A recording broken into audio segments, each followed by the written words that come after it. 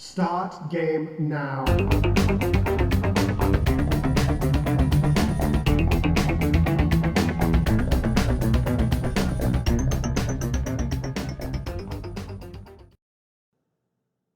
Welcome, retro friends, to Retro Reviews with me, the No Swear Gamer. Today we're going to continue our ABCs of Retro Gaming series, where we go through the alphabet one letter at a time and find a game that begins with that letter. And today we are on the letter G, and I am joined by AT-AT Commander, who seems to be at attention. Well, AT-AT Commander, why are you at attention? That's because somebody of higher rank is in the room? Let's see. Now on Facebook.com I gave this hint. I said, a common mess. Let's see. He's at attention, a common mess. What's another word for common? General. Okay, general's G, and mess. Oh, chaos. General chaos. Today we're going to look at general chaos for your Sega Genesis system from 1993 from Electronic Arts. You know, those great guys who gave the yellow hang tabs that I always try to take out of the cartridges but never could. Comes general chaos. Lots of fun to be had in this one. So that would make sense why the AT-AT Commander has been at attention, because we're going to do General Chaos. So here's what we're going to do. Really don't have a lot to say about the label. Don't have the box to look at.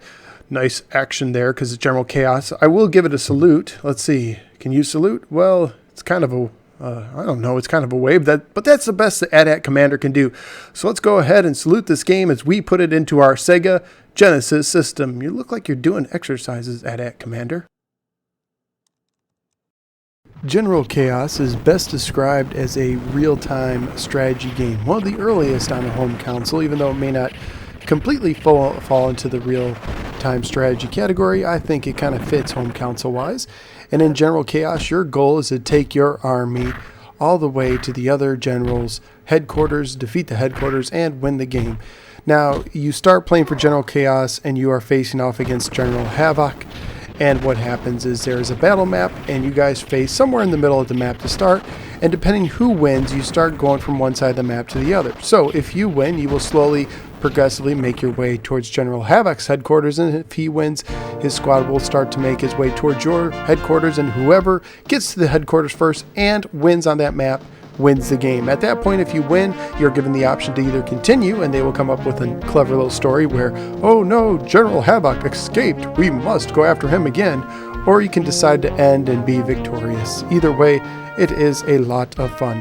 Now, when it is time to face off against a general, you will get your choice of 4 squads. One squad is a 2-player team of commandos. Now, if you picked a 2-player team of commandos, you can switch between the players, and you can actually take control of them more so than the other squads, where you're actually directing the guy and aiming where you shoot, so on and so forth.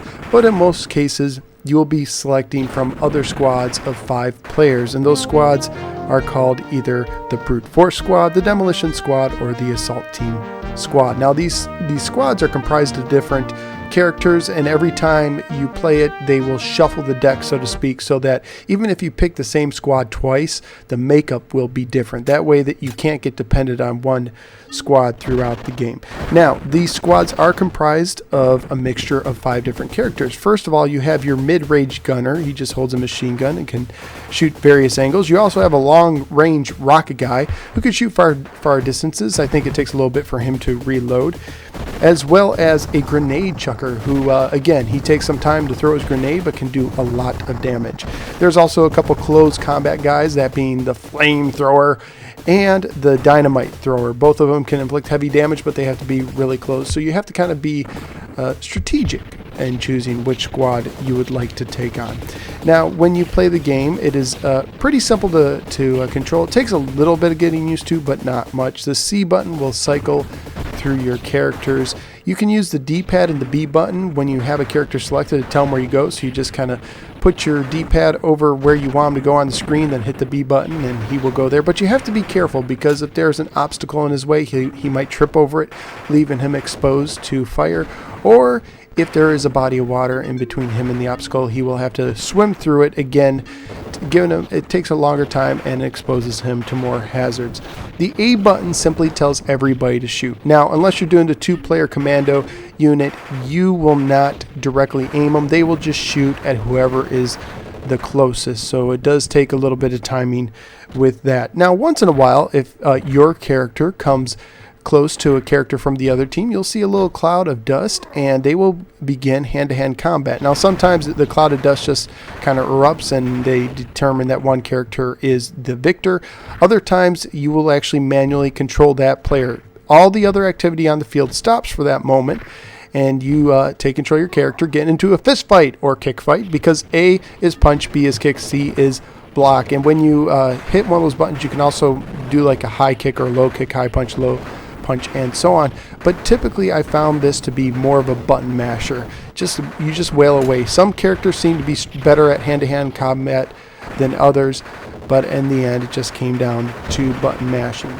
Now, you keep playing on the map until everyone has been defeated. If your guy gets knocked down, sometimes they will lay down unconscious and you will have a chance to call for a medic. You just got to get your cursor over them and press a button and the medic will come. But you have to be careful because you only get so many medics per game. Now, you can earn more if you collect a medic icon during the battle, or if you get enough points, but it is very important to use them sparingly so that when you get to one of the final battles, you have them to use when you need them the most.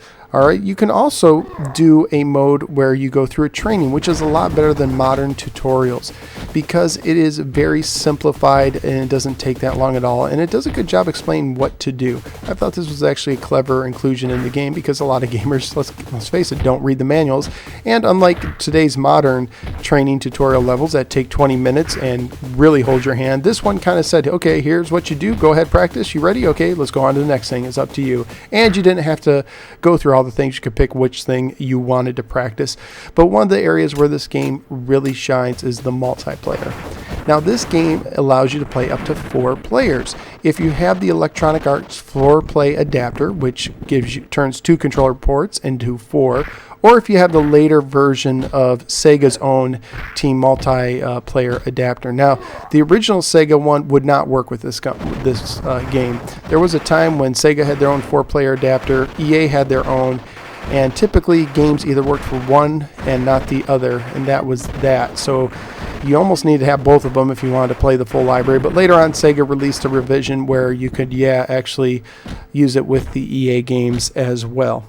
So if you do the 4-player multiplayer, you can decide whether you want to go like 2-on-2 or whether you guys all want to team up and fight the enemy together. I think you can also do 3-on-1. I'm not completely sure. Or you could do various, 3-player or 2-player games as well. And this is just a blast to play in multiplayer. Probably one of the better examples of a multiplayer game on the Sega Genesis. But the 1-player campaign is no slouch as well. It's an easy campaign. Most gamers will probably get through it in an hour. I did the first time I played it in years, and within an hour I had defeated the game. Of course, you can continue as much as you want. There's not a lot of difference between the maps. There's only a select number, so it's not like there's 100 different maps to play. There's only about 10 or so. But still, it is a lot of fun. The maps offer up different obstacles. Some have bodies of water, some have like helicopters or something you can destroy, some have loot you can collect, so on and so forth. It's a lot of fun even in the single player mode. Graphically, I thought this looked like a kind of a basic Genesis game. I didn't think it did anything too great, but it did serve its purpose, and music as well. Because of the limited number of maps and sounds, you're not going to really get a great variety of graphical achievements or music achievements, but I think it did a fair job with that as well. I would say overall this is a family-friendly game with a little bit of caveats. This reminds me a lot of some boys in the neighborhood outside, playing war against each other with their fake army guns and so on and so forth. Very comical. When your guys are defeated, they turn into a pile of skeleton bones, and that is their comical way of dying. Also, sometimes when the flamethrower gets his way, you'll see a little bit of fire on the person that you're attacking as well.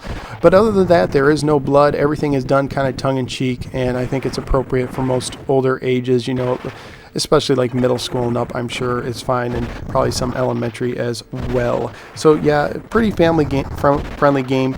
If you wanted to find this game on eBay, it is starting to creep up in value a bit. When I was looking, it looked like the average price was about $15 for a loose cart and about $25 to $30 for a complete cart. Now, of course, there's different variations. You can get it for cheaper, but it also went for more at times. But I'm just doing like a basic average here. So yeah, it is a little bit more on the pricier side as far as Sega Genesis goes. But if you want to play it, you have to play it on the Sega Genesis. It wasn't released on anything else. There was a Kickstarter recently that tried to come up with a sequel, but that failed. So sorry, this is the only way to play General Chaos on a home console that I know of.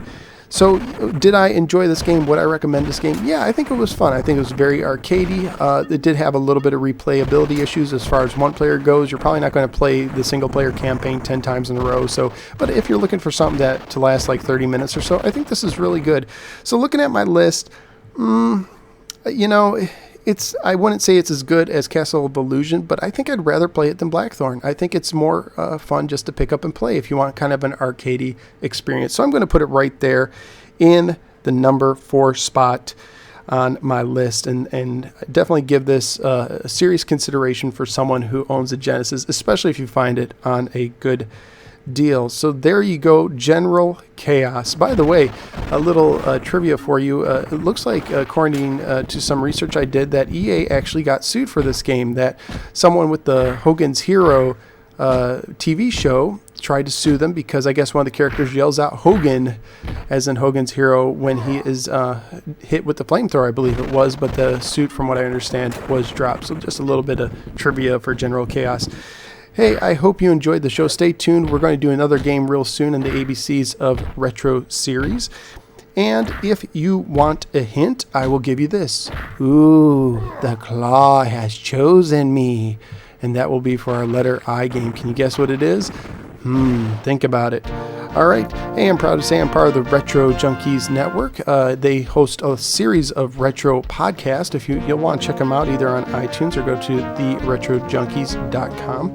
Also would appreciate if you could follow me on Facebook. Go to facebook.com/thenosweargamer, and also hit that subscribe button if you don't want to miss an episode right below this video on YouTube. Anyways, this is the No Swear Gamer telling you thank you for giving me a little part of your day, and I hope to see you next time right here on Retro Reviews.